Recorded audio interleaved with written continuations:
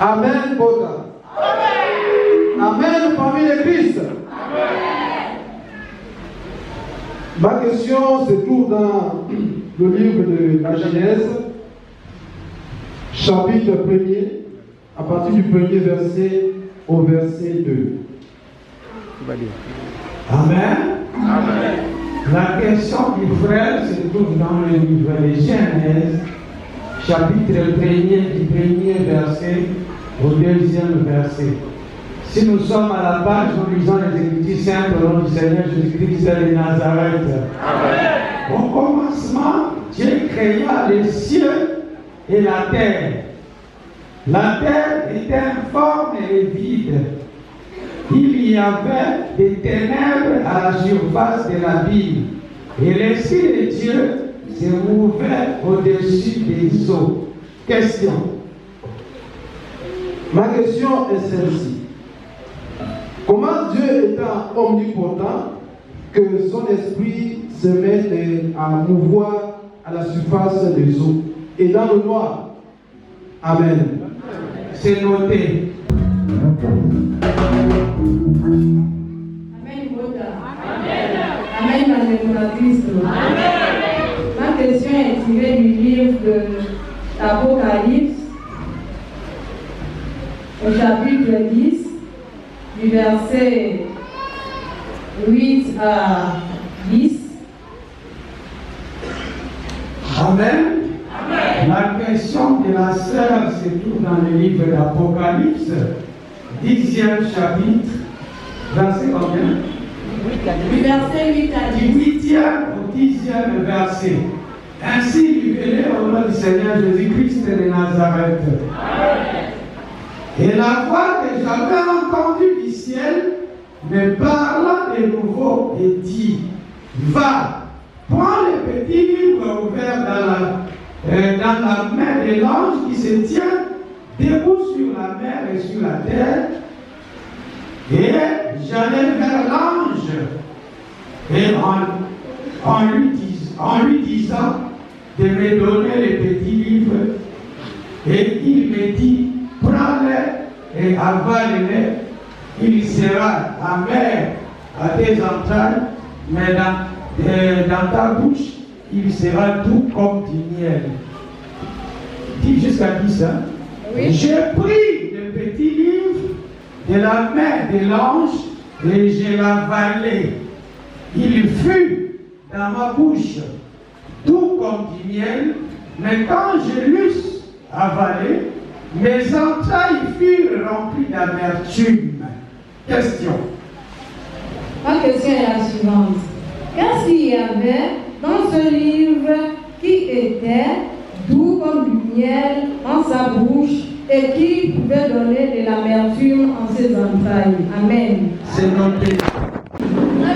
Nous voici dans le premier culte de l'année 2022. Si nous sommes arrivés à cette nouvelle année, c'est l'année ni le fruit de nos efforts, ni parce que nous sommes bons devant l'Éternel, mais justement parce que la grâce de Dieu nous a été offerte. Amen. Malgré de nombreux périples dont nous avions traversé, de nombreuses difficultés également, l'Éternel nous a graciés pour que nous puissions arriver à ce jour. Que le nom de l'Éternel soit glorifié. Amen, peuple de Dieu. Aujourd'hui, c'est un culte de réflexion. L'homme doit faire l'examen des consciences. L'homme doit faire la rétrospection de sa vie pour regarder comment est-ce qu'il a marché devant Dieu. Est-ce qu'il a fait ce qui est bien aux yeux de l'Éternel? Est-ce que l'homme qui marchait selon les recommandations et la volonté parfaite de Dieu? Sinon, cette année, prenez une décision ferme, celle de marcher qu'avec Dieu toute ta vie. Amen. Nous n'avions pas beaucoup de choses. Mais tout ce que nous pouvions vous enseigner dans toute sa profondeur, c'est que tu dois faire l'analyse. L'année 2021 avait commencé. Est-ce que tu avais vraiment fait l'analyse pour savoir comment tu as marché en l'année 2020? L'année 2021, c'était une année de turbulences. Beaucoup de fléaux, d'épidémies, des difficultés dont nous avions rencontré. Et cette année, avec beaucoup de difficultés, vient de s'achever. Nous voici dans la nouvelle année. Et dans la nouvelle année, le Seigneur Dieu te recommande une chose. Tu ne resteras pas là pour vivre l'échec tout au long de ta vie. Tu ne resteras pas là pour que tout le jour tu te plaignes de maladies ça et là, de blocages. Tu as tant pleuré durant l'année 2021. Tu t'es trop lamenté à propos de ta santé, à propos de ton travail, à propos de ta famille, de ton foyer, de tes enfants. Alors qu'est-ce que tu as résolu cette année? À un moment à l'autre, tu as failli ne plus croire à l'existence de Dieu. Car ta foi, ta charité a chancellé. Et tu as dit comme si Dieu n'était que pour les uns, pas pour les autres. Mais cela est faux. Il est pour nous tous. Mais c'est vous qui n'avez pas su ce qui était nécessaire, ce qui était important pour que tu puisses vivre comme les autres que tu as envie. L'Éternel, à l'homme, il a donné l'espoir.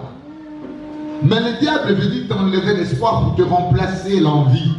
L'envie a engendré la jalousie. Et la jalousie, la haine, et cela a engendré la mort. C'est ce qui a fait que le nombre de fois que tu pouvais te disposer devant l'Éternel où tu rentres dans la maison de Dieu pour implorer sa grâce, mais cette grâce ne t'a jamais été offerte. Ce n'est pas parce que Dieu ne voulait pas te le donner, mais justement parce que tu ne t'es pas bien comporté, parce que tu n'as pas adopté un comportement de celui qui attend une grâce venant de l'Éternel. Amen, peuple de Dieu.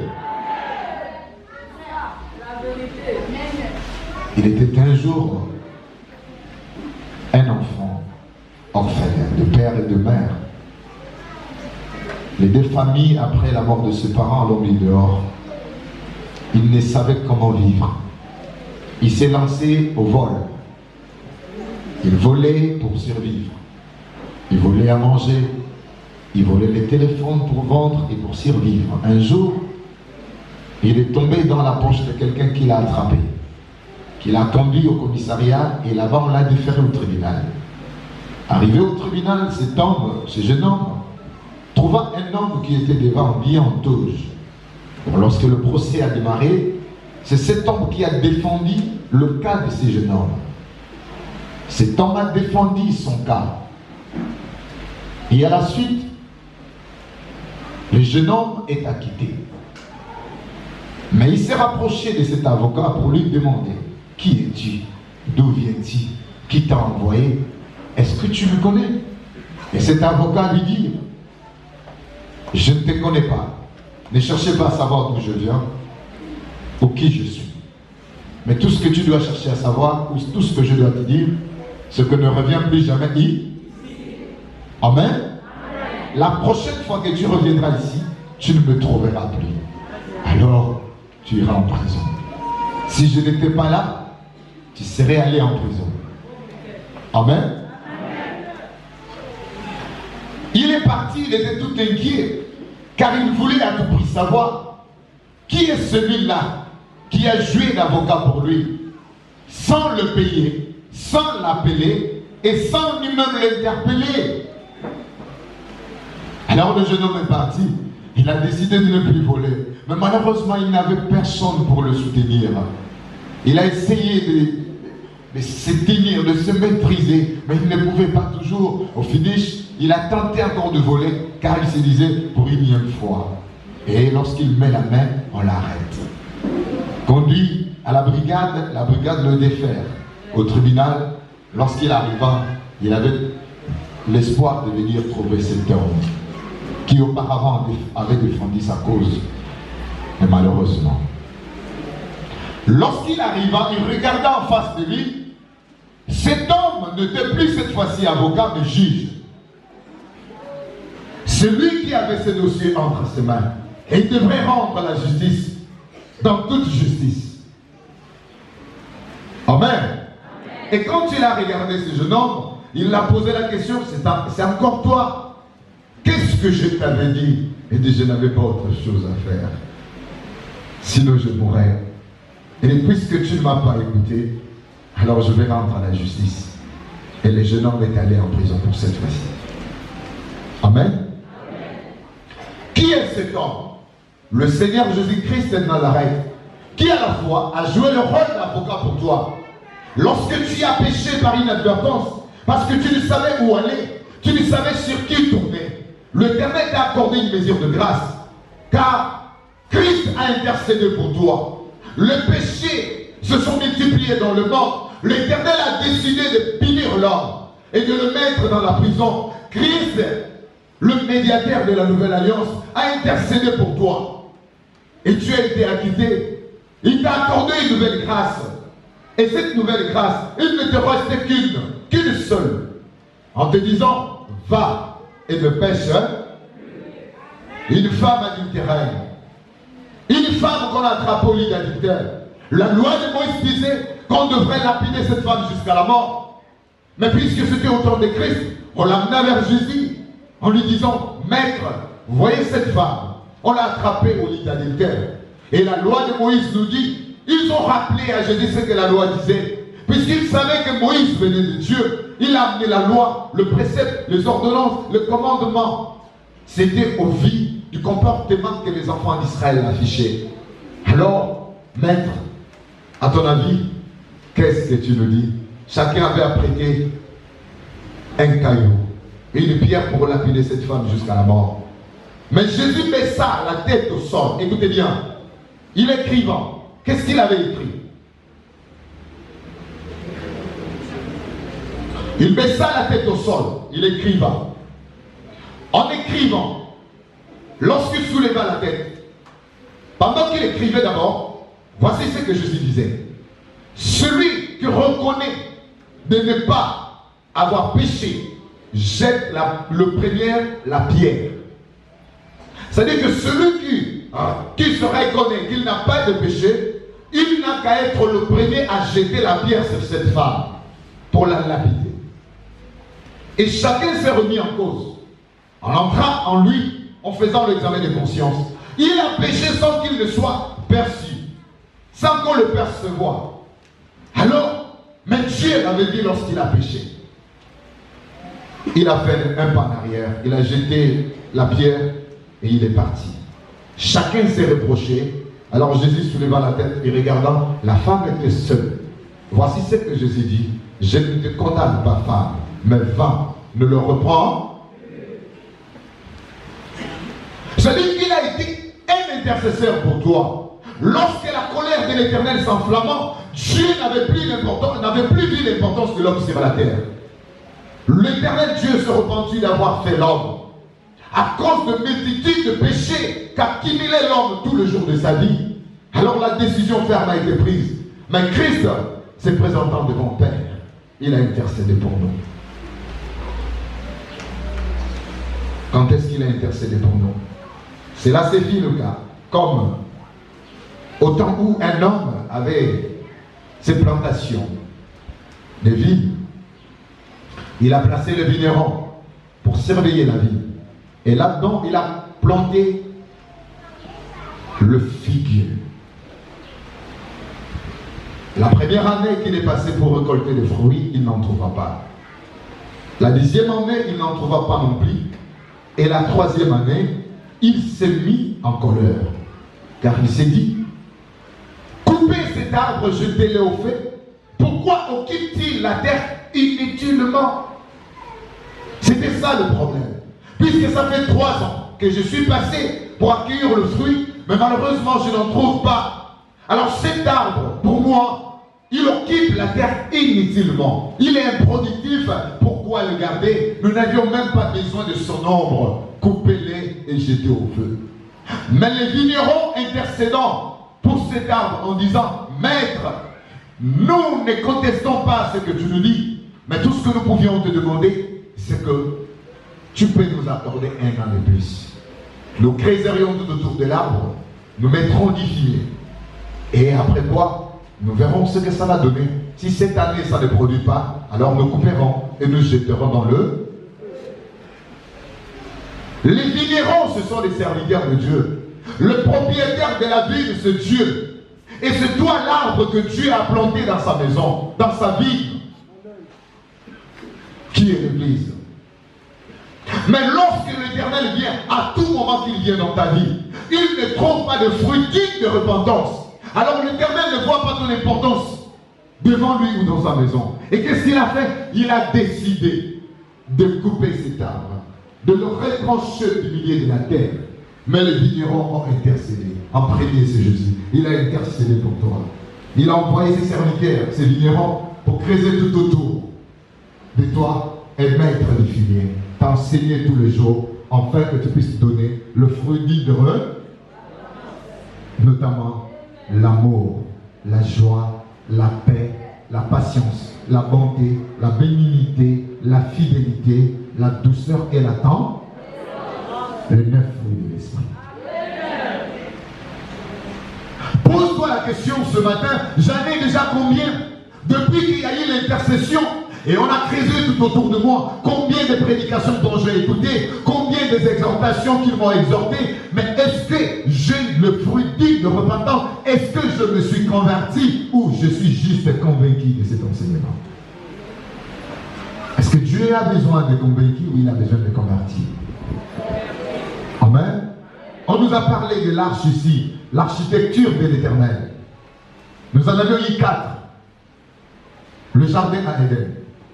Dieu a placé l'homme qu'il a formé à son image. Après le péché, l'Éternel a chassé du jardin, il a fait disparaître le jardin. Amen.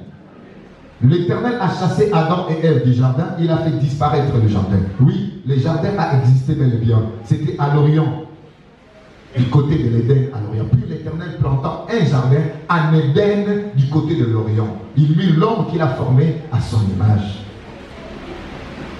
Mais après le péché, l'Éternel a fermé cette arche et il en a fait disparaître. Il a eu l'idée de créer maintenant quoi? L'arche.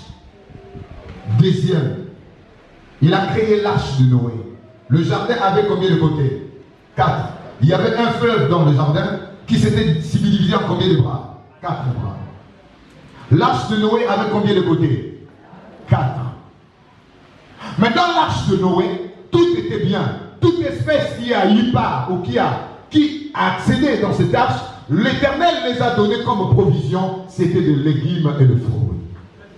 Et en sortie de l'arche, Noé était le premier à prendre les animaux, découper encore en morceaux pour donner l'holocauste à Dieu. Il est écrit dans la Bible, l'Éternel Dieu sentit une odeur agréable. Et lorsqu'il regarda, il constata que c'est Noé qui a encore versé le sang. Or, s'il a fait pleuvoir pendant 40 jours et 40 nuits, c'était une façon de laver le sang que les 8 alliances ont versé, ou le 7, car la 8e alliance était celle de Jésus, qui n'était pas gaspillée et qui subsiste jusqu'à aujourd'hui. Et là, nous avions vu la présence de 2 alliances. En réalité, en détail, il y en a 8 alliances. Mais les 7 alliances se sont comportées pareillement. La 8e alliance est celle de Jésus, qui ne s'est pas comporté comme les 7 premières alliances. Et ça formait des groupes. Amen. Et Christ, au travers, Melchisedec, qui dira dans Hébreu, si la première alliance avait été sans défaut, il n'aurait pas question de la remplacer par une seule, la seconde alliance. Et celle de Jésus. C'est l'alliance qui subsiste jusqu'à présent. Amen. Alors, Dieu a fait pleuvoir pour laver le sang qu'avaient versé ces gens-là. Mais Noé, au sorti de l'arche, il a encore égorgé, il a versé le sang. L'odeur agréable est montée. Écoutez ce que Dieu dit. Je ne maudirai plus la terre à cause de l'homme comme je l'ai fait. car les pensées du cœur de l'homme sont mauvaises dès sa jeunesse. Je ne frapperai plus tout ce qui est vivant à cause de l'homme comme je le fais. C'est là où l'individualité est venue. C'est là où le péché devient individuel. L'homme qui pêche ou l'âme qui pêche, c'est celle qui mourra.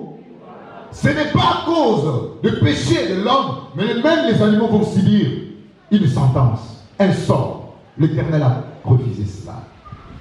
L'arche, deuxième. Troisième, Dieu dit, bon, ok, je vais maintenant construire quoi? Le temple. Le temple a été construit. Le temple était divisé de combien de côtés? Combien de parties? 4. Nous avions eu dans le temple la partie qu'on appelle lieu très saint ou saint des saints. Deuxième partie, c'était lieu saint. Troisième partie, c'était quoi? Le parvis intérieur. Et quatrième partie, c'était parvis extérieur. Est-ce que vous comprenez?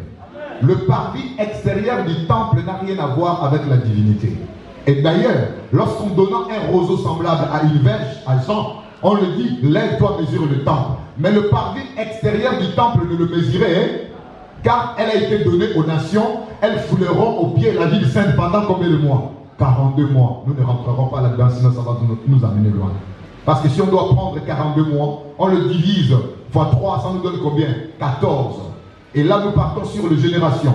Et si nous le multiplions fois 3, ça nous donne 126 1260 jours. Est-ce que vous comprenez?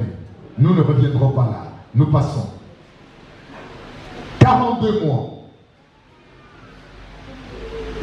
Qu'est-ce que ça veut dire? Pourquoi est-ce que Dieu interdit à Jean de ne pas... Et pourtant, il lui a remis un roseau comme une verge avec la raison de mesurer le temple. Et tout ce qui y contenu. Et tout ce qui y adore. Mais le parvis extérieur, elle a été, ou cette partie, elle a été donnée aux nations. Elles fouleront aux pieds la ville sainte. Les nations, c'était un mot qui désignait les païens. Les gens qui n'avaient rien à voir avec ces choses spirituelles, avec la divinité. On les appelait les nations, les gentils ou bien les étrangers. Est-ce que vous comprenez? Le parvis intérieur du temple s'était donné au peuple de Dieu que nous sommes, que vous êtes. Le lieu saint, c'est le tabernacle de Dieu, où se trouve le serviteur de Dieu. Le lieu très saint, aujourd'hui, il est devenu invisible. Mais dans le temple, il y avait un rideau qui séparait le lieu très saint et le lieu saint. Est-ce que vous comprenez? Dans la partie très sainte, qu'une seule personne qui y accédait une fois par an. C'était le souverain sacrificateur. Est-ce que vous comprenez? Le souverain sacrificateur, seul qui accédait dans cette partie qu'on appelait très saint ou lieu saint des saints. Est-ce que vous comprenez? Mais quand il rentrait, le sacrificateur ne pouvait pas y accéder. Et il accédait une fois par an pour aller pleurer le péché du peuple. Alors si Dieu trouva bon de le laisser en vie, il sortait. S'il ne trouva pas bon de le laisser en vie, il va le tuer dedans. Mais comment on va faire pour récupérer son corps? Lorsqu'il est rentré, on l'attachait une corde au rein, soit au niveau du pied. Quand on tire la corde, il réagit, c'est qu'il est en vie. Et si on tire la corde et qu'il ne réagit pas, c'est qu'il est mort. On va tirer le corps pour aller enterrer. Amen. Mais lors de l'arrestation de Jésus, lors de la crucifixion de Christ, qu'est-ce qui s'est passé? Le voile du temple s'est déchiré de là-haut jusqu'en bas. Le lieu très saint et le lieu saint se sont mélangés. Qu'est-ce que ça veut dire? Aujourd'hui, où est le lieu très saint? Le lieu très saint, c'est le souverain sacrificateur. Sa grandeur, le prophète Côte de Polodo, c'est lui le lieu très saint. Le lieu saint, c'est ses sacrificateurs. Car dans le lieu saint, seul le sacrificateur qui avait le droit d'y accéder. Le parvis intérieur, c'est vous. Le parvis extérieur, c'est le dehors. Amen. Le temple, 4 parties. Nous passons rapidement. Nous allons souligner juste en grande ligne. 4e construction. Lorsque le temple s'est détruit, Dieu s'est repenti à nouveau. Et il a décidé maintenant de faire quoi? Puisque le jardin a été fait ici sur terre, l'homme a péché sans être inquiété. Il est chassé du jardin. Dieu a créé l'arche avec l'idéologie terrestre en donnant l'intelligence à l'homme. Mais l'homme n'avait pas compris. Au sorti de là, il a détruit. Il a créé alors. 3e partie, c'était quoi? Le temple. Troisième construction, le temple. Et le temple s'est détruit à plusieurs fois. Il a rebâti le temple. Le temple s'est détruisait toujours. Alors Dieu a décidé de fabriquer en haut, avec l'idéologie céleste. L'homme ne verra pas là où cela s'est fabriqué. C'était quoi? La ville, hein? Lorsque la ville sainte a été fabriquée dans le ciel, l'homme n'avait pas dit cette fabrication, car elle n'était pas de ce monde. Elle n'était pas selon l'intelligence de l'homme, mais selon l'intelligence et la sagesse de Dieu. Et cette ville était remplie de la gloire de l'Éternel qui éliminait la ville et qui sortait une lumière intense qui éclairait cette ville. La ville sainte qui descendait dit, ayant la gloire de Dieu. La nouvelle Jérusalem. Cette ville a été fabriquée là-bas et elle est descendue ici sur terre. Mais écoutez, lorsque la ville est descendue, Jean, qui avait la charge d'écrire Apocalypse, il dira ceci. Il a regardé, il a observé cette ville. La ville avait 12 portes. Le fondement de la ville était de 12 pierres précieuses. La ville avait la forme d'un figure géométrique qui a combien de côtés? Côtés égaux et 4, hein? Toujours chiffre 4 qui revient. Pourquoi cette ville étant appelée ville sainte? Nous ne parlerons pas de la sainteté si nous ne parlons pas de l'abstinence du sang. Est-ce que vous comprenez? La sanctification ou la sainteté vient par l'abstinence du sang. Celui qui s'abstient du sang, c'est celui-là qui est rentré dans la sanctification et dans la purification de l'Éternel. Et cette ville, Dieu a interdit qu'une goutte de sang puisse descendre ou tomber dans cette ville pour tacher la ville. Les gens qui auront l'accès d'y accéder, ceux-là qui n'ont pas le sang, la ville sainte. Mais malheureusement, l'homme était rempli de péchés. Le sang a envahi l'homme. Et Jean a regardé, il n'a pas vu l'homme dans la ville. Je ne vis point de temple dans la ville. Le Seigneur, c'est Dieu Tout-Puissant. Ainsi.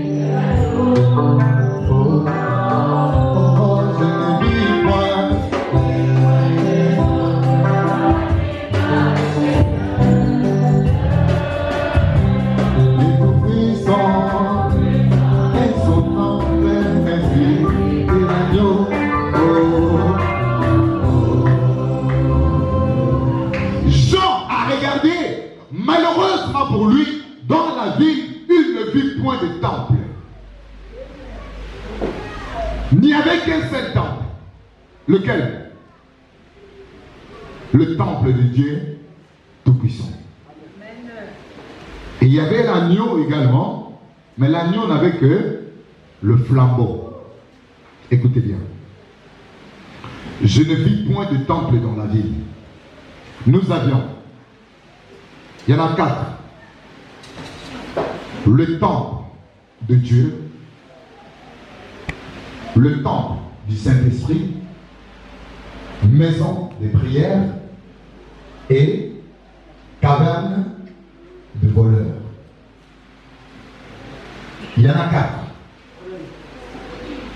Nous avions parlé du jardin d'Éden, nous avons parlé de l'arche de Noé, nous avions parlé du temple de Jérusalem et nous avions parlé de la ville sainte. 4e, architecture de l'Éternel. Mais dans la ville qui est sainte, Dieu cherchait des personnes saintes ou purifiées. Ceux qui sont passés à la purification, à la sanctification, ceux à qui dans leurs mains il n'y a plus de sang, ce sont eux qui doivent y accéder. Mais malheureusement, Jean regardant dans la ville, il ne voit personne. Il n'a pas vu le temple. Mais il s'agit là de quel temple? C'est ce que nous voulons vous expliquer. Il s'agit de quel temple? Parce qu'il n'y avait qu'un seul temple, celui de Dieu Tout-Puissant. Le temple de Dieu. Le temple de Dieu. Je ne vis point de temple dans la ville. Car Dieu Tout-Puissant est son. Il n'y avait que le temple de Dieu qui était dans la ville. L'agneau avec son flambeau. nous avions le temple de Dieu, nous avions le temple du Saint-Esprit, nous avions la maison de prière et la caverne de voleurs. 4. C'est qui le temple de Dieu? Le tabernacle que Moïse avait fait, c'était construit de l'idéologie terrestre, avec les mesures que Dieu avait données. Malheureusement, ces tabernacles a été gaspillé. Mais Christ venant dans le monde, il a traversé le tabernacle le plus parfait, qui n'est pas de cette création, qui n'est pas de l'existence charnelle. Il s'agit de quel tabernacle? Puisque lorsque nous disons, voici le tabernacle de Dieu avec les hommes, il habitera avec eux, ils seront son Père. Or, celui qui traverse ce tabernacle n'est que le souverain sacrificateur. Alors, c'est qui aujourd'hui, puisque le lieu très saint est représenté par le souverain sacrificateur, qui est le temple de Dieu? Qui est le temple de Dieu? Amen, peuple de Dieu. Voici mon que je soutiens, mon œuvre, en qui mon âme, je mis mon esprit sur. À Jésus qui dira, je suis dans le Père, et le Père est dans l'incarnation. Mais lorsqu'il a fait la présentation de son serviteur, je dis bien son serviteur, et quand vous regardez dans la Bible, il y a 4 chants du serviteur. 4 chants uniquement pour un seul serviteur, pas le serviteur au pluriel. Chant du serviteur. Amen, peuple de Dieu. Voici mon serviteur, que je soutiendrai, mon Élie, en qui mon âme prend plaisir. Je mis mon esprit sur lui, il annoncera la justice aux nations. Ésaïe 42. On a donné les critères de ce serviteur. Donnez-moi un peu. Et qu'est-ce qu'on dit? Il ne criera point. Il ne s'élèvera point la voix et ne la fera point entendre dans le riz. Il ne brisera point le roseau cassé. Et il n'atteindra point la mèche qui brille encore. Mais il annoncera la justice au. Ce serviteur ne prendra pas le mégaphone pour aller crier venez nombreux campagnes de guérison miracle. Il ne criera point. Il n'y aura pas de Bible. On ne va pas mettre l'inscription sur un panneau. Nous on va écrire pour que les gens se réfèrent de la maison de Dieu. Il ne va pas aller prêcher dans le marché. Il ne va pas aller prêcher dans le taxi bis. Ésaïe 42. Écoutez.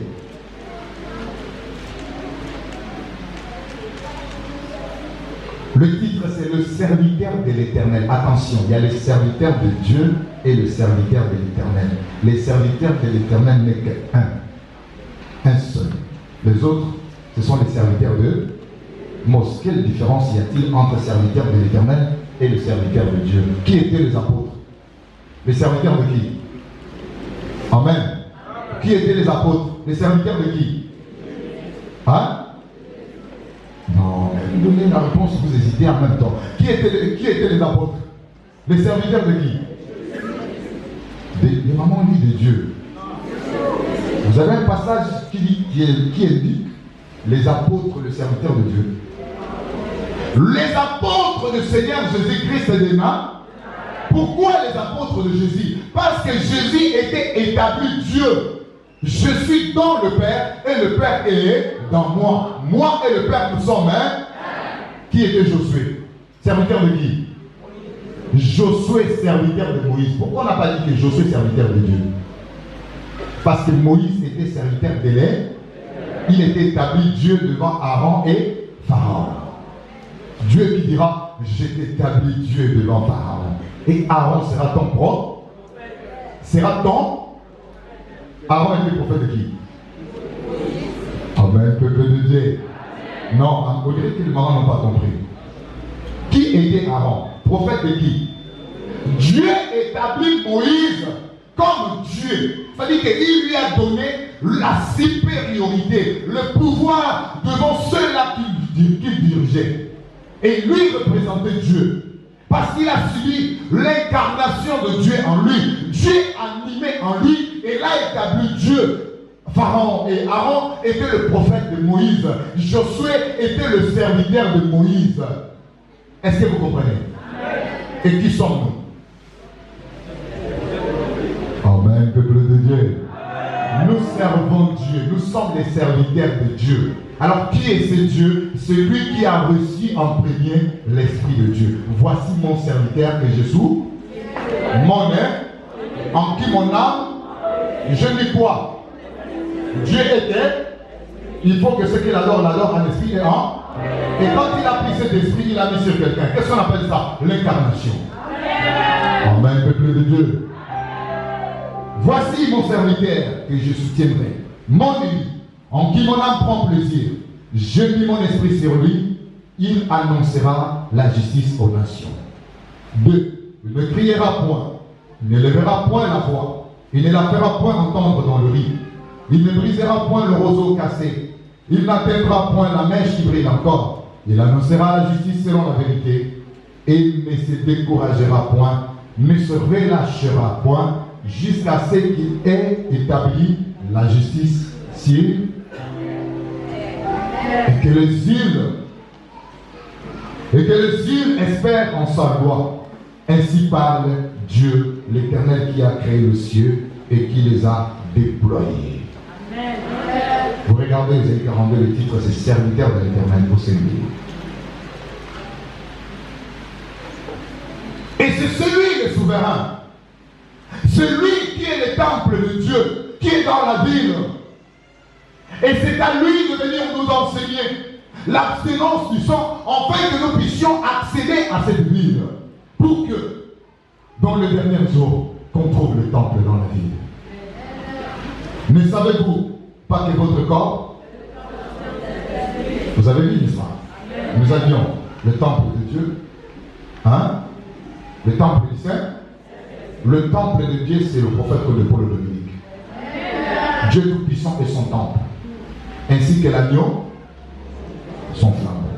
Le temple de Dieu, c'est le prophète de Paul Dominique. Pourquoi? Parce qu'il habite en lui, l'incarnation. C'est son serviteur. Il a mis son esprit en lui. Le tabernacle de Dieu, la demeure de Dieu. Amen. Or, le tabernacle que Moïse avait créé, c'était créé avec l'idéologie terrestre. C'est tabernacle. Mais Jésus, lorsqu'il est arrivé dans Hébreu, c'est Melchisedec qui nous a raconté cela. Hébreu.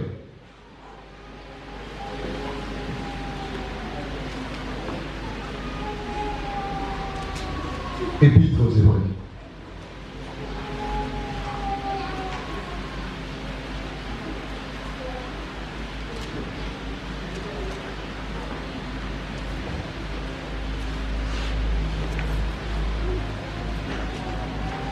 Hébreux chapitre 9.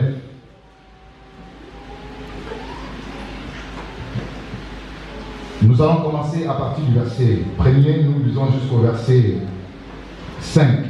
Nous sautons au verset 11. Mais à la maison, vous pouvez lire tout. Hein? Compte tenu du temps, nous vous épargnons tous ces détails. D'accord? Mais vous prenez Hébreux chapitre 9, verset 1er, jusqu'au verset 14. La première alliance avait aussi des ordonnances relatives au culte et les sanctuaires terrestres. Un tabernacle fut en effet construit dans la partie antérieure, appelée le lieu saint, était le chandelier, la table et le pain de proposition. Derrière le second voile se trouvait la partie du tabernacle appelée le Saint des Saints, renfermant l'autel d'or pour le parfum et l'arche de l'alliance entièrement recouvert d'or. Il y avait dans l'arche un vase d'or contenant la manne, la verge d'Aaron qui avait fleuri et le table de l'alliance. Au-dessus de l'arche était le chérubin de la gloire, couvrant de l'air ombre le propitiatoire. Ce n'est pas le moment de parler en détail là-dessus.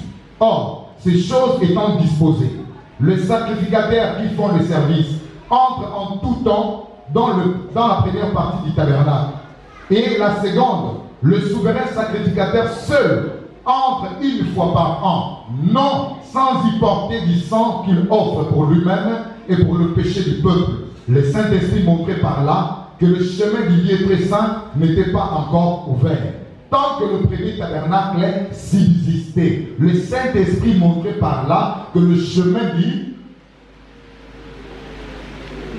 Or, le Saint-Esprit montrait par là que le chemin du lieu très saint n'était pas encore ouvert. Tant que le premier tabernacle qui a été fait de l'idéologie terrestre existait. Parce que Dieu en avait marre.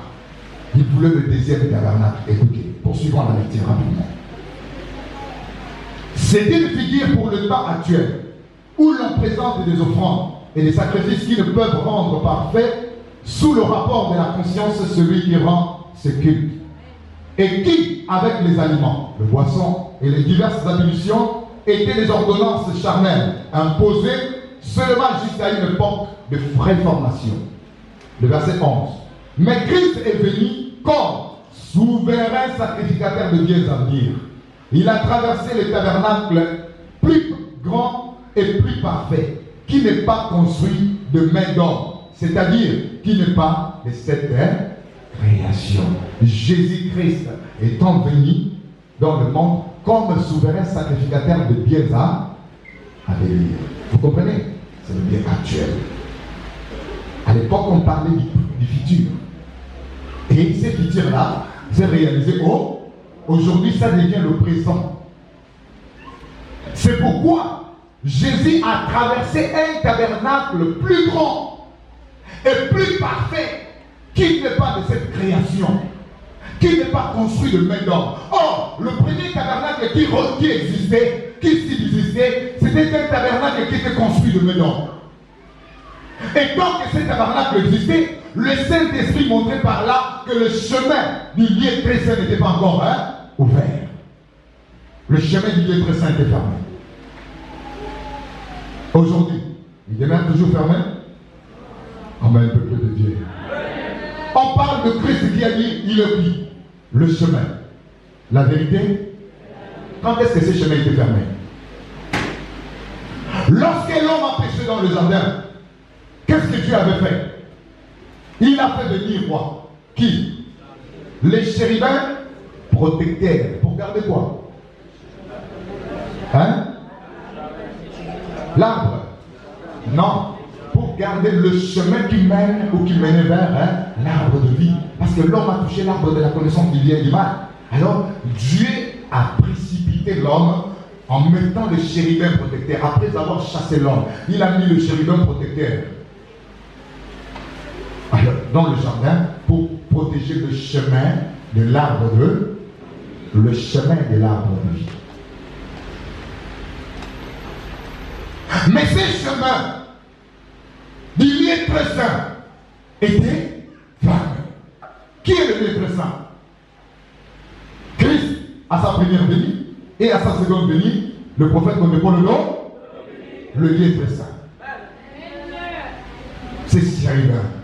Pendant que les tabernacles charnels existaient, ce chemin ne pouvait être ouvert. Mais lorsque Christ est arrivé, il a traversé le tabernacle le plus grand et le plus parfait.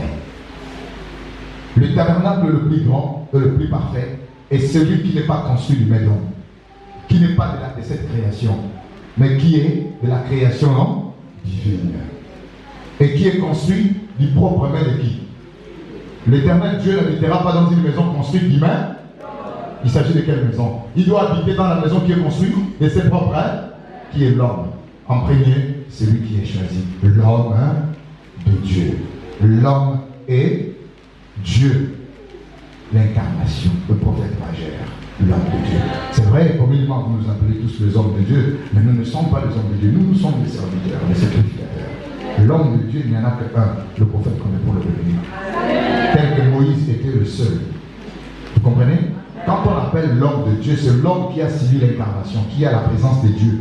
Comme il est écrit, en lui habite corporellement toute la plénitude de la vie, de la divinité, mais qui n'est pas le cas avec nous. Voilà pourquoi Dieu l'avait amené là-bas. Il a raffiné, il a transformé.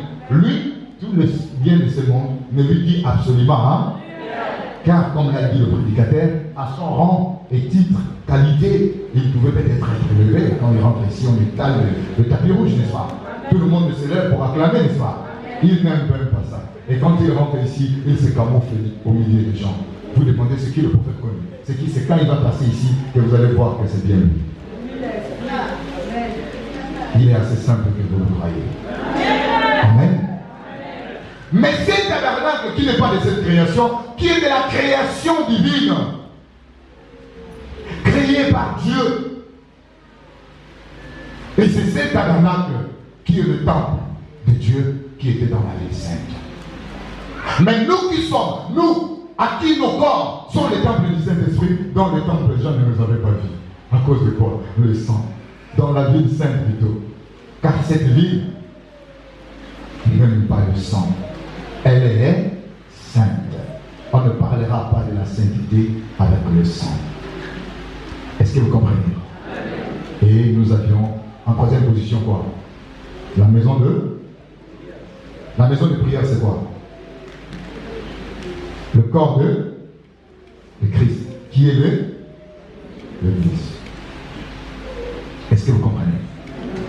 Car Dieu, disant dans Ésaïe chapitre 56, je donnerai dans ma maison.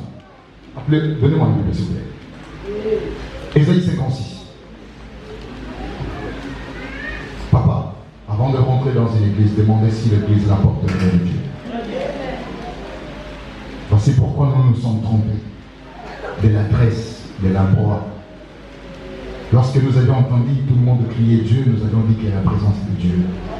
On a entendu l'église au nom d'une ville, d'une montagne, d'un fleuve, en Asie, en Europe, et nous avions dit comme Jésus est passé par là, c'est la véritable maison de Dieu, n'est-ce pas? Je ne vais pas citer les noms de l'école. Ici, il dit, je donnerai dans ma maison et dans le mur une place et un nom, préférable à des fils et à des filles. Je leur donnerai un nom éternel qui ne périra pas. Et les étrangers qui s'attacheront à l'Éternel pour le servir, pour aimer le nom de l'Éternel, pour être ses serviteurs, tous ceux qui garderont le sabbat pour ne point le profaner et qui persévéreront dans mon alliance, je les amènerai sur ma montagne sainte.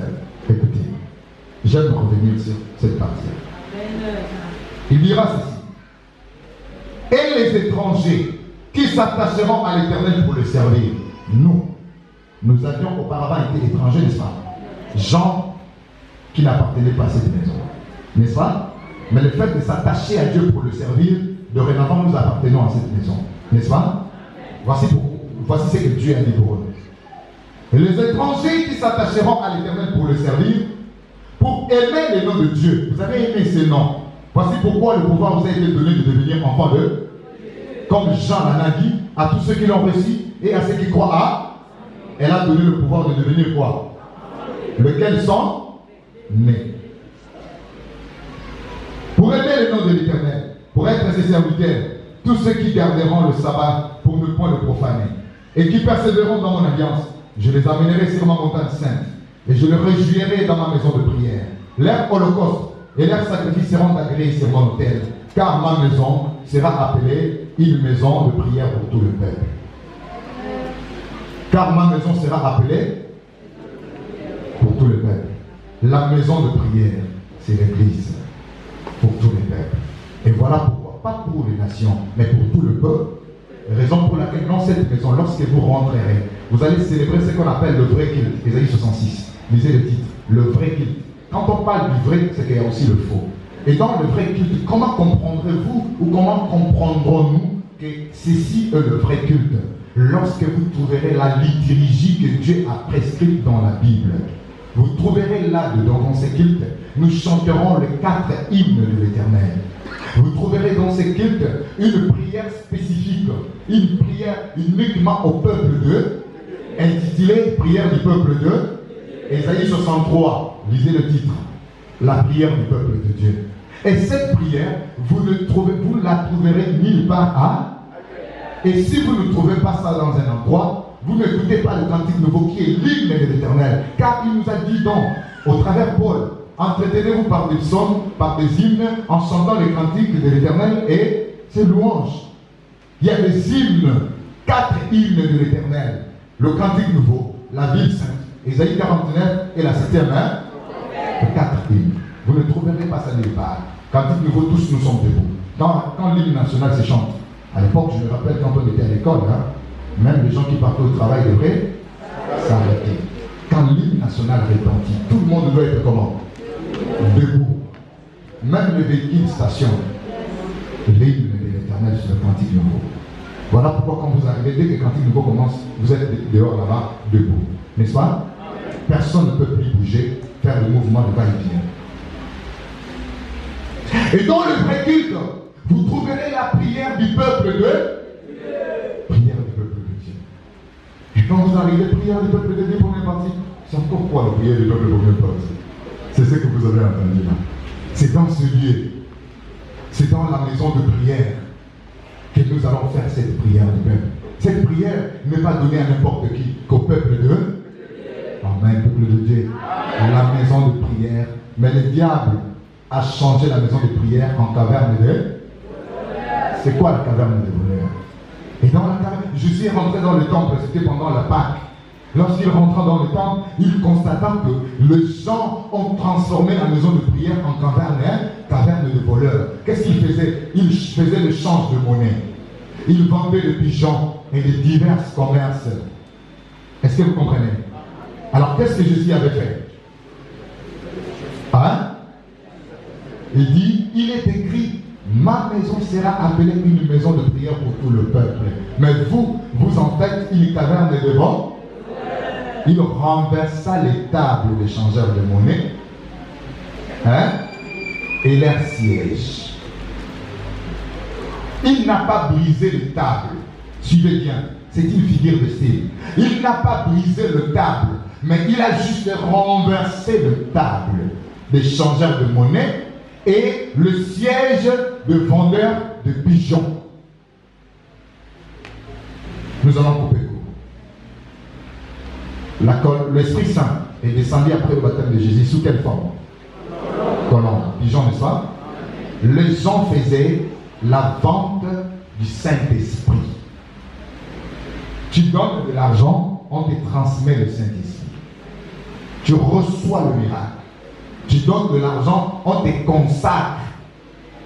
C'est ce que Simon avait fait lorsqu'il a vu que le Saint-Esprit a été transmis aux païens par l'imposition de main. Il a pris de l'argent, il a pris des présents pour offrir à Pierre et Jean pour qu'on lui donne le pouvoir, afin que lui aussi, lorsqu'il imposera les mains aux personnes, que ces personnes reçoivent le Saint-Esprit. Amen. C'est ce qu'on nous a fait croire, que le Saint-Esprit s'est transmis au prix. Avant que tu sois consacré serviteur de Dieu, tu dois donner à qui? Actes des apôtres.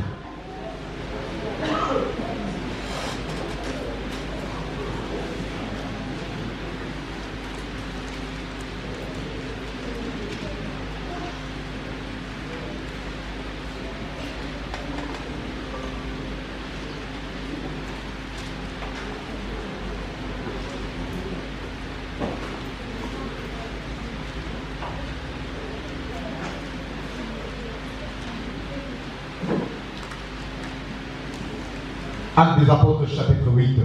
Nous commençons à partir du verset 14. Suivez.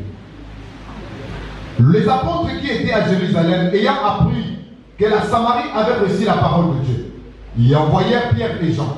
Ceux-ci arrivaient chez les Samaritains, prièrent pour eux, afin qu'ils reçussent le Saint-Esprit, car ils n'étaient encore descendus sur aucun de ta méchanceté, et prie le Seigneur pour que la pensée de ton cœur te soit pardonnée, s'il est possible. Il les a offert de l'argent et le présent. Il dit, vendez-moi aussi cet esprit, ce pouvoir, pour que la personne à qui j'imposerai les mains reçoive le Saint-Esprit. Il croyait que le Saint-Esprit pouvait se donner au prix des cavernes de voleurs. C'était comme une grotte en hébreu, ça signifiait une grotte. Ces cavernes de voleurs. Ça, c'est le siège de vendeurs de billes. Ils ont leur siège. Leur siège, c'est quoi? C'est le verset biblique. On pouvait aller en profondeur, mais malheureusement, on doit respecter le temps. Et le table des changeurs de monnaie, les gens qui font le change de l'argent et la parole, est-ce que vous comprenez? Là où ils sont assis, là où ils posent leurs mensonges, tu viens, tu es malade, on te dit la délivrance, tu dois amener 150 000. Tu dois amener 100 000 pour que tu sois délivré. On te donne une ordonnance, des choses que tu dois le vendeur, les changeurs de monnaie. Ils ont commercialisé la parole de Dieu. Ils ont monnayé la parole, l'enseignement de Dieu. Et ces gens-là, ils ont leur verset biblique, leur siège, leur table. Que celui à qui l'on enseigne la parole fasse part de tout ce bien à celui qui l'a. Et c'est ce qu'on avait donné tous comme procédé. Or, la maison de prière doit être uniquement pour la prière. Or, la prière, Christ dit, vous avez reçu gratuitement, donné aussi gratuitement. Ils ont monnayé la prière. Voilà pourquoi c'est ce qui a changé l'usage de la maison de prière, qui est devenue une caverne de vol, que l'Éternel obéisse. Vous avez compris le 4 temple du soir. Le temple de Dieu, le temple du Saint-Esprit, qui sont nos corps, n'est-ce pas? Mais savez-vous pas que votre corps est le temple du Saint? Le Saint-Esprit doit habiter en vous lorsque vous allez vous abstenir du sang. Aujourd'hui, ça devient si le Saint-Esprit m'a parlé. Le Saint-Esprit te parle facilement comme ça. Après que tu t'es fâché, tu as insulté les gens n'importe comment. Et c'est toi que le Saint-Esprit parle. Amen. C'est à toi que le Saint-Esprit parle. Après avoir fait le Congo ça, après avoir divisé, après avoir insulté, après avoir arraché le mari et la femme d'autrui, et le Saint-Esprit te dit, le Saint-Esprit m'a parlé, attendez, arrêtez ça. Le Saint-Esprit ne peut pas te parler à cette position. Pour que tu reçois le Saint-Esprit, tu dois être pire devant Dieu. Amen. Le temple du Saint-Esprit, le temple de Dieu, la maison de prière et la caverne des rois. La question de maman, de papa, Dieu peut se mouvoir au-dessus des eaux. Hein? Dans le noir. Très bien. Au commencement, Dieu créa le ciel et le ciel et la terre. Mais la terre était et vide. Et il y avait des ténèbres à la surface de l'abîme. L'Esprit de Dieu se mouvait au-dessus des eaux. Voici la lumière. On dit au commencement. La question est de savoir, s'agit là de quel commencement? Du monde ou de l'adoration? Le commencement du monde, on n'en a pas parlé. Est-ce que vous comprenez? Il a créé Adam. Si Adam était le premier homme, elle, la première femme, le premier enfant c'est Caïn et Abel, n'est-ce pas? Après que Caïn a tué son enfant, et plutôt son frère Abel, il devrait rester seul. Il serait resté seul. Mais lorsque, écoutez la conversation de Dieu avec Caïn, il dit, je te chasse aujourd'hui sur cette terre. C'est-à-dire, à l'époque, on appelait ça les terres, hein? La terre de nos ancêtres. Aujourd'hui, on appelle ça des villages et des villes. Vous comprenez? Il dit, je te chasse aujourd'hui sur cette terre. Tu seras errant et vagabond. Caïn dira à Dieu, mon châtiment est trop grand, je ne puis le supporter. Alors, voici, tu me chasses aujourd'hui sur cette terre. Je serai errant et vagabond. Quelqu'un me trouvera, me tuera. Quelqu'un proviendra d'où? Puisque Adam, le premier homme, Ève, la première femme, et Caïn et Abel, le premier enfant, n'est-ce pas? Ça veut dire qu'il n'y avait plus d'autres personnes. Mais quelqu'un qui trouvera Caïn, qui va tuer Caïn, proviendra d'où? Et Dieu ne l'a pas demandé quelqu'un là proviendra d'où. Il a certifié en disant, si quelqu'un tue Caïn, Caïn serait vengé. Donc Dieu a confirmé qu'il y avait quelqu'un qui pouvait le tuer. Et Caïn est parti. Il a mis un signe sur Caïn, afin que quiconque le trouva ne le tuera. Caïn est parti dans une terre de Nord, une ville appelée Nord, à l'orient d'Éden. Et là-bas, il a trouvé les gens qui vivaient. Si les gens là vivaient, puisqu'il a pris une femme, n'est-ce pas? Si cette femme vivait, c'est-à-dire que cette femme avait des parents. Et si ses parents existaient, c'est que ses parents avaient des parents. Il a pris une femme et ils ont fait un enfant au nom d'Enoch. Ils ont bâti une autre ville, donnant le nom de son fils Enoch. Tout de suite, nous comprenons que dans Genèse, on ne nous a pas parlé du commencement du monde, mais le commencement de l'adoration. Vous comprenez? Et après que le monde a eu à commettre le péché, cette terre était devenue informe. Or, pour que Dieu se repose le 7e jour, il est écrit, parce qu'il a vu tout ce qu'il avait créé était bon. Il n'y avait rien à reprocher, et c'est pourquoi l'Éternel Dieu se reposa le 7e jour. S'il n'avait pas trouvé ça bon, il n'allait pas se reposer, n'est-ce pas? Mais d'où vient l'informité? Parce qu'on dit que la terre était informe. Puisque le Genèse ne nous parle pas du commencement du monde, et donc cette terre n'a pas été créée informe. Parce que lorsque Dieu a créé la terre par sa parole, la terre n'était pas informe. Et Dieu n'a rien créé avec l'erreur. La terre n'était pas informe. Et elle n'était pas non plus vide. Parce qu'il y avait des gens, il y avait des animaux, il y avait des arbres. Mais la terre dont il fait allusion, c'est toi l'homme. Et là nous voyons 3 verbes. Former, déformer et reformer. C'est pour ça que Dieu a commencé à envoyer le prophète dans le monde pour venir réformer l'homme. Parce que Dieu a formé l'homme. L'homme a été à la fois créé et formé. Nous en parlerons autrefois. La différence entre créé et formé. Est-ce que vous comprenez?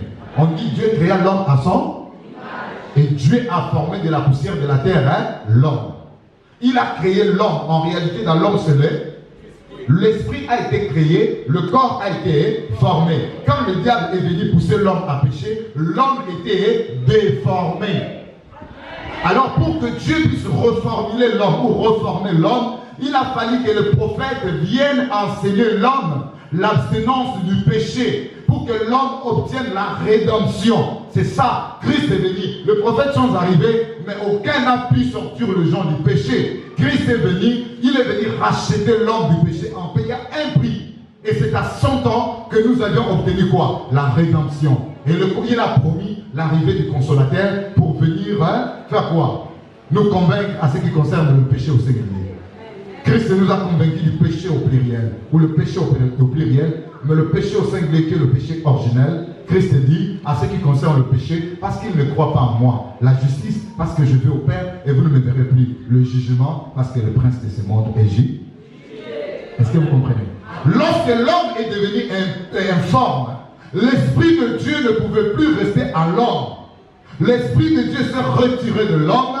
Il a cherché, il a trouvé un refuge sur le sceau, en attendant de trouver quelqu'un d'autre avec qui Dieu mettra son esprit. L'enveloppe ou la demeure où Dieu pouvait encore rentrer pour y habiter. L'Esprit de Dieu s'est mouvé au-dessus de Dieu. Parce que ce monde, cette terre est au-dessus d'eux, n'est-ce pas? Nous avions la surface et l'étendue. L'étendue, c'est l'eau et le ciel, n'est-ce pas? Le ciel et l'eau, c'est l'étendue. La surface, c'est la terre. Dieu dit, il a recommandé à l'eau pour qu'il y ait une partie sèche appelée la terre, afin que l'homme puisse y habiter et les animaux. Vous comprenez? Et dans le ciel, il a mis l'espèce, et plutôt la volaille. Vous comprenez? Et dans la partie qui restait mouillée, l'eau, il a mis l'espèce aquatique. Et donc nous sommes au-dessus de ça. Il y a l'eau en bas, nous sommes au-dessus. Dans la partie appelée terre ou sèche. Est-ce que vous avez compris? Donc l'Esprit de Dieu s'est mouvé au-dessus des eaux, parce qu'à cet instant, lorsque l'homme s'est déformé, l'Esprit de Dieu ne pouvait plus rester en lui, il s'est retiré complètement de lui. Est-ce que vous avez compris? On ne peut pas rentrer en profondeur à cause du temps. Deuxième question. Petit livre ouvert, le livre de la prophétie. Amen. Livre, le petit livre était ouvert. Avant, Jean avait vu ses livres étaient fermés. Vous comprenez? Il a vu que le livre était fermé. Avant le Cantique Nouveau, Apocalypse 5. Mais lorsque il pleurait, parce que le livre était fermé, l'un des veillards lui dit, ne pleure pas. Voici le lion de la tribu d'Égypte. Le rejetant de là a vaincu pour ouvrir le. Lorsque l'ange est descendu, cet ange avait un petit livre. C'était où? Il a fait l'écartement des jambes. Il posa son pied droit sur la mer et son pied gauche sur la terre. Il cria d'une voix forte comme un rugit de lion. Et ces livres, Dieu dit à Jean, va, prends le petit livre de la main de l'ange. Et il est parti, il a pris le livre, il a avalé. Le livre était doux dans sa bouche comme du miel, et ses entrailles furent remplies d'amertume. Je vais couper court, parce que c'est tout un enseignement qui est là. Sinon, je vais brûler le temps. Amen. Le livre de la prophétie. Hein? Je le déclare à quiconque entend le parole de la prophétie de ces livres. Si quelqu'un y ajoute quelque chose, Dieu le fera. Et si quelqu'un retranche quelque chose de sa parole, de la parole du livre de cette prophétie, Dieu retranchera sa part de l'arbre de vie et de la vie décrit dans ces... Vous avez compris, il s'agit de quel livre? En un mot, c'est la parole. La parole de Dieu est douce pour entendre et pour parler. Mais tes entrailles seront remplies, la mise en application. Vous comprenez? Tous on va répondre Amen. Mais la mise en application, c'est ça le véritable problème. Qui n'ont pas fêté hier? Mais quand on prêchait ça ici, tout le monde disait Ah. Mais vous avez fêté ou pas? Hein? Laissez. Une partie, oui. Je reconnais qu'il y a une partie qui est déjà assise. Ces choses ne leur disent plus. Mais il y a une partie qui disait regardez, il n'est pas là, moi aussi n'est pas là. Et il y en a d'autres qui sont là, ils sont là. Amen. Amen. Il n'a rien entendu parce qu'ils sont là. Hier, il est rentré tard, n'est-ce pas? Il dit que je le vaccin et puis je peux me balader comme je veux. Et quand je veux. Amen. C'est-à-dire que lorsque nous prêchons, lorsque vous entendez, vous avez la facilité de dire Amen. Vous avez la facilité d'accepter, mais la mise en application, c'est amer.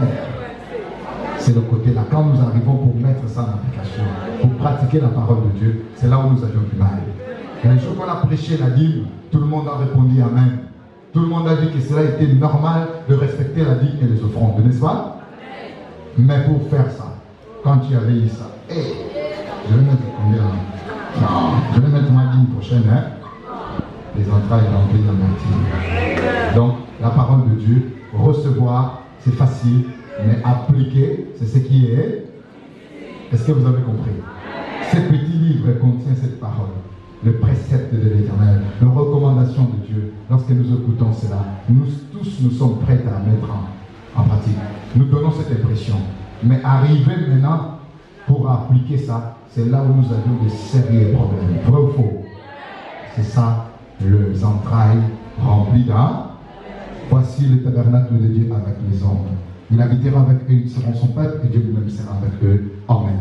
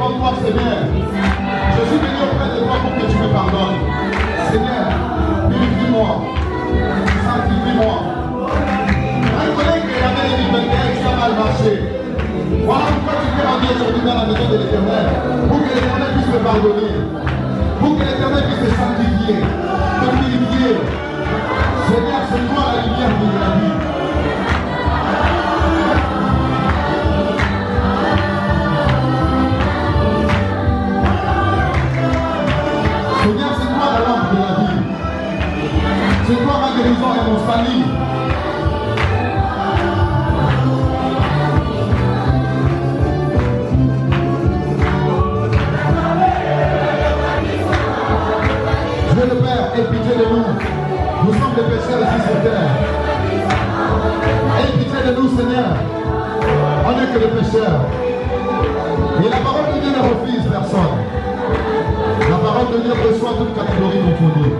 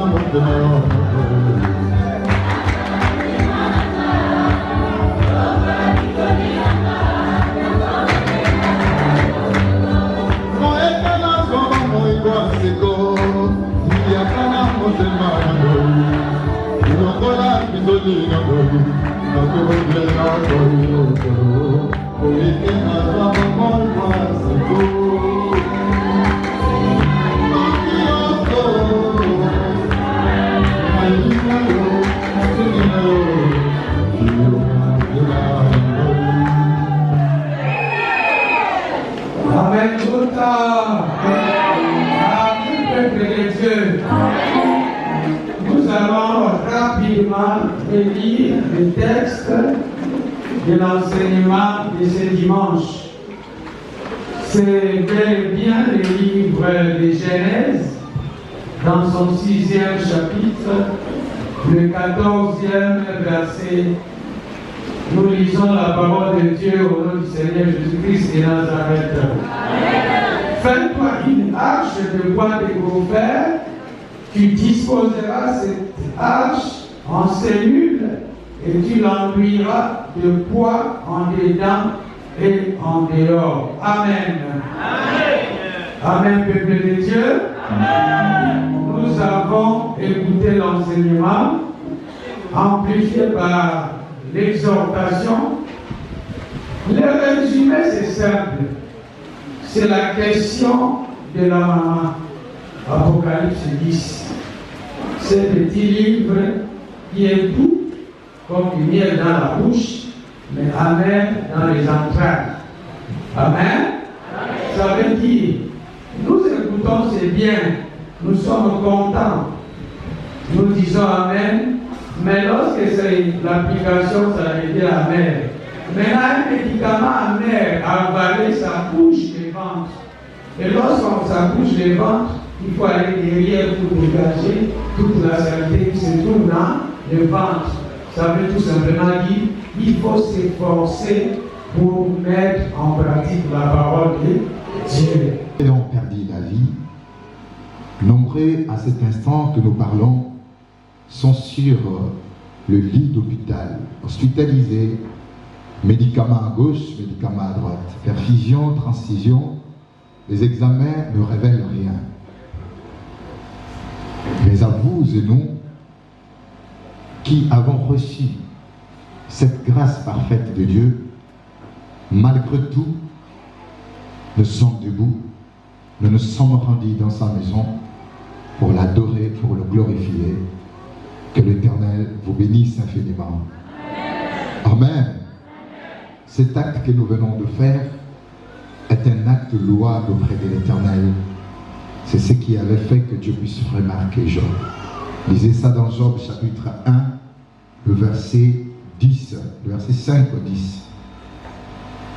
Vous trouverez ce que nous venons de faire et c'est ce qui a été fait. Chacun a commencé une nouvelle année avec le Seigneur. Ne lâchez pas prise. Amen. Quand tout ne va pas, on ne baisse pas là. Quand tout ne va pas, lève-toi, va vers Dieu, demande à Dieu pourquoi est-ce que cela ne va pas. Fais ce qui est mieux, ce qui est essentiel devant l'Éternel pour le rendre redevable. Il n'aime pas être redevable. Il viendra récompenser comme cela est écrit dans sa parole. Amen.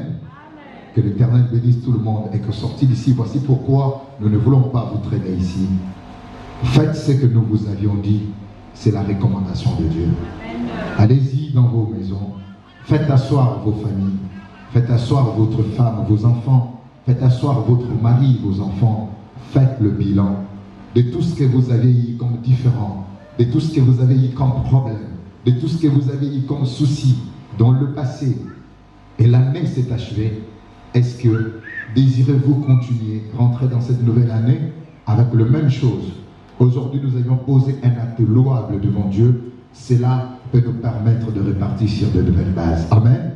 Dans vos familles, dans vos maisons, réconciliez-vous avec le membre de vos familles, avec vos femmes, vos hommes, vos maris, avec vos frères et sœurs, dans le quartier et partout, pour que vous n'ayez pas de charge retenue contre vous qui pourra compromettre votre bénédiction. Soyez libres, n'ayez pas de problème avec qui que ce soit, afin que ton chemin soit assaini et que la bénédiction de l'Éternel te soit accordée. Vous avez compris? Que Dieu vous bénisse infiniment. Remercions l'Éternel. L'Éternel, notre Dieu tout-puissant, créateur des cieux et de la terre, notre Père, par ton amour, tu as manifesté ton choix, ton élection, pour que nous soyons comptés parmi ton peuple. Seigneur notre Dieu, nous te sommes infiniment reconnaissants. Seigneur notre Dieu, nous revenons à tes pieds te supplier, Père, parce que tu as envoyé ta parole à travers l'enseignement pour nous délivrer, pour nous montrer la voie à suivre, afin que nous puissions être dignes devant toi. Mais Seigneur, toutefois, étant porteurs de la chair, nous sommes toujours incapables de marcher conformément à tes règles et tes consignes.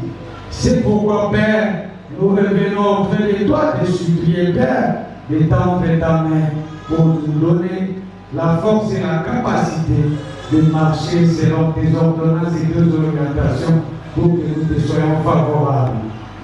Père, tu connais les soucis de chacun de nous, tu connais les préoccupations, tu connais les problèmes, tu connais les difficultés, tu connais les combats que l'ennemi place devant chacun de nous. Par ton amour et ta puissance, interviens en notre faveur pour que ta grâce divine pour dans la vie de chacun, pour nous épargner du danger, afin que nous puissions être des dignes enfants. Seigneur notre Dieu, nous n'avons pas beaucoup de choses à te dire, parce que toi tu connais toutes choses. C'est pourquoi nous nous réjouissons par la prière que tu nous as laissée, notre Père, qui est au ciel, que ton nom soit sanctifié, que ton règne vienne, que ta volonté soit faite sur la terre comme au ciel. Donne-nous aujourd'hui notre pain quotidien. Pardonne-nous nos offenses, comme nous pardonnons aussi à ceux qui nous ont offensés. Mais ne nous induis pas à la tentation, mais délivre-nous du malheur, car c'est à toi qu'appartiennent le règne, la puissance et la gloire au siècle des siècles. Amen. La ville sainte.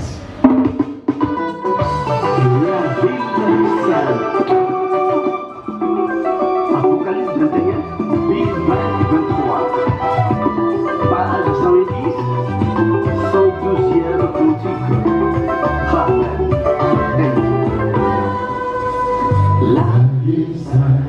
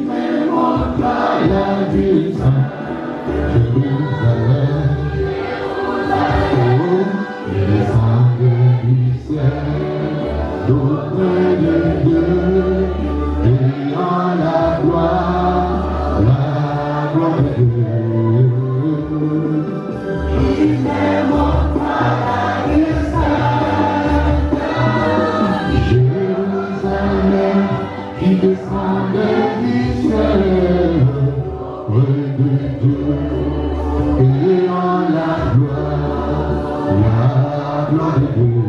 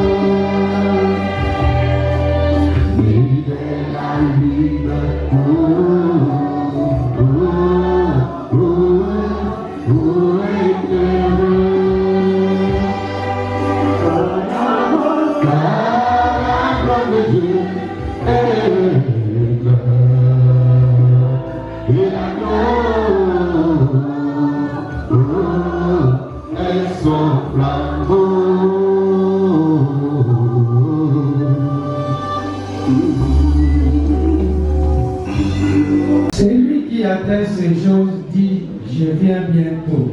Amen. Viens Seigneur Jésus-Christ. Que la grâce de notre Seigneur Jésus-Christ de Nazareth soit avec tous.